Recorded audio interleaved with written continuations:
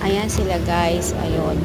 Tuwing gabi ganyan yung ganap dito. Ginagawa nila, nagbabasketball sila kung ano-ano naisipan ng mga kabataan.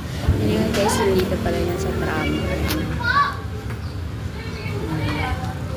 Ay, libangan ng mga bata dito. Tuwing gabi kaya magulo dito yung